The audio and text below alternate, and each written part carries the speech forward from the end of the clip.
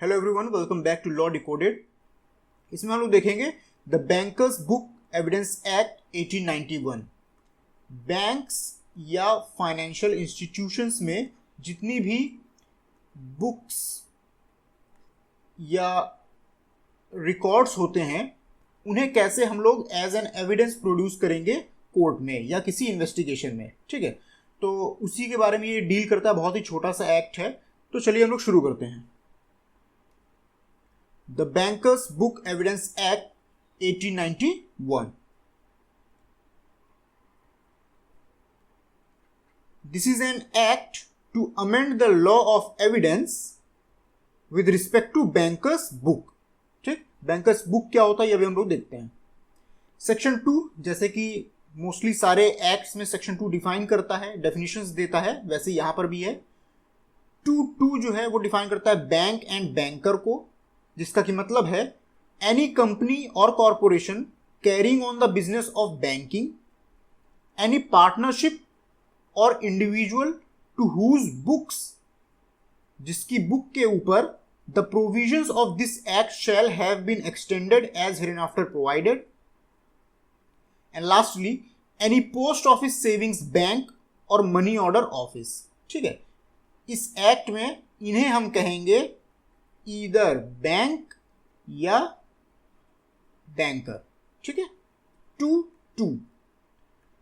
2 subsection 3 bankers book, जहां पे ये बात हुई थी अभी with respect to bankers book. ठीक है, बैंकर्स बुक में क्या आता है, जैसे मैंने अभी पहले बताया, ledgers, day books, cash books, account books and all other books used in the ordinary business of a bank, ये सारी जो है कहलाएंगी बैंकर्स बुक। और ये जो एक्ट है ये इन्हीं के एविडेंस से डील करता है।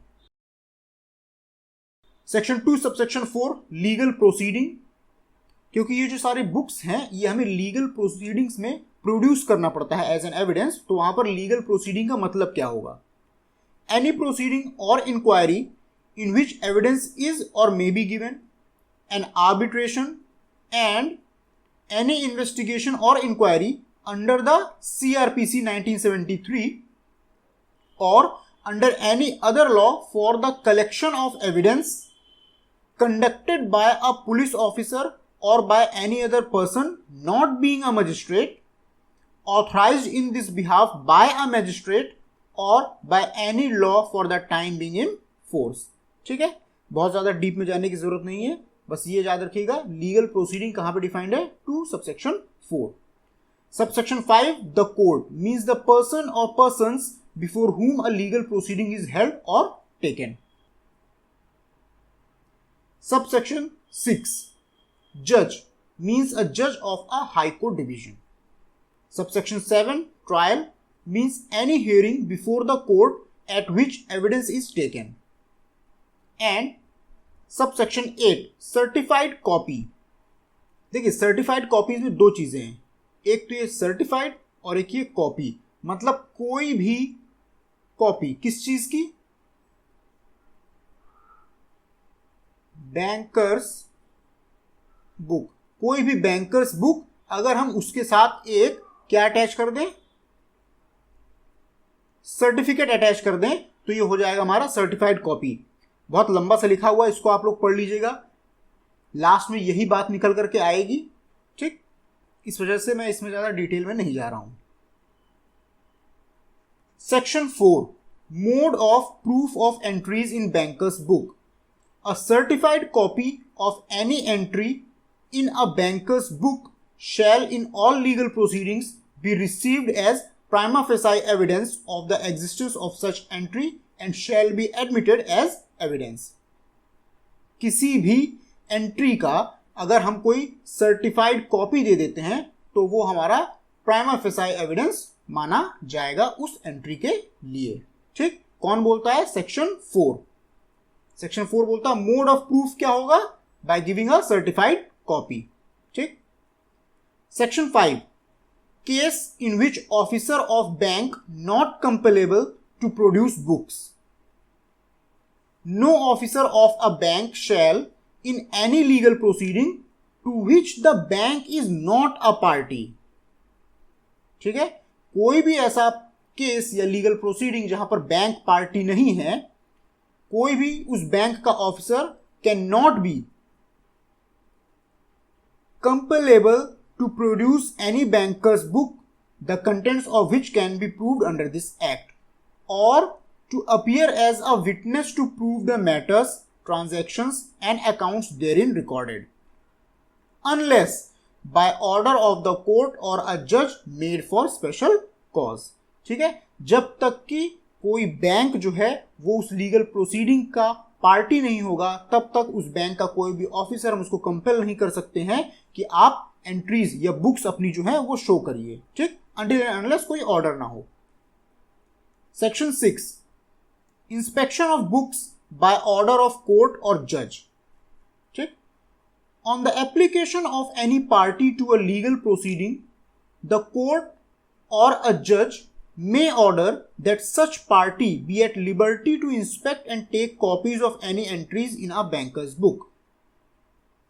ये कोई लीगल प्रोसीडिंग चल रही है, इसमें दो पार्टीज होंगी. कोई एक पार्टी जो है वो कोर्ट में एक एप्लीकेशन देती है कि हमें बुक्स का इंस्पेक्शन करना है, तो इसकी एप्लीकेशन में कोर्ट जो है वो उसको परमिशन ग्रांट कर सकती है कि आप जाइए और बुक्स का इंस्पेक्शन करिए. ठीक, या फिर और may order the bank to prepare and produce within a time to be specified in the order certified copies of all such entries, accompanied by a further certificate that no other entries are to be found in the books of the bank relevant to the matters in issue in such proceeding. दो चीजें हो सकती हैं. एक party ने application दी, court ने accept कर लिया, तो कोर्ट क्या कर सकती है, या तो इस पार्टी को वो लिबर्टी दे सकती है कि हाँ आप बैंक में जाइए और बुक्स का इंस्पेक्शन कर लीजिए, या फिर बैंक को डायरेक्शन दे सकती है कि आप उन एंट्रीज का सर्टिफाइड कॉपी जो है वो प्रोड्यूस करिए with a certificate, with a further certificate that no other entries are found to be in the books of the bank relevant to the matter in issue in such proceeding. Clear? An order under this or the preceding section may be made either with or without summoning the bank, and shall be served on the bank 3 clear days exclusive of bank holidays before the same is to be obeyed, unless the court or judge shall otherwise direct. Generally ऐसा जो order है वो without summoning the bank दिया जा सकता है, और ऐसे ऑर्डर के लिए बैंक को एटलीस्ट 3 दिन का नोटिस पीरियड चाहिए होगा. ठीक है, अनटिल एंड अनलेस कोर्ट कुछ अदरवाइज डायरेक्शन दे दे. द बैंक में at any time before the time limited for obedience of any such order as aforesaid either offer to produce their books at the trial और give notice of their intention to show cause against such order and thereupon the same not to be enforced without further order. Bank जो है दो काम कर सकती है, या तो जैसा कि उसे डायरेक्शन दिया गया है वैसे एंट्रीज प्रोड्यूस कर दे, या फिर शो कॉज दे, मतलब कि अपने कॉज को शो करे कि क्यों वो नहीं दे सकता है. ठीक, सेक्शन 6 हो गया. Section 7, costs. The cost of any application to the court or a जज and the costs of anything done or to be done under an order of the court or a judge shall be in the discretion of the court or judge, who may further order such costs or any part thereof to be paid to any party by the bank if they have been incurred in consequence of any fault or improper delay on the part of the bank. अगर bank की तरफ से कोई improper delay होती है या fault होती है, तो कोर्ट के पास ये डिस्क्रिशन है कि वो बैंक को फाइन कर सकती है या कॉस्ट पे करने के लिए बोल सकती है. Any order made under this section for the payment of cost to और by the bank may be enforced as if the bank were a party to the proceeding.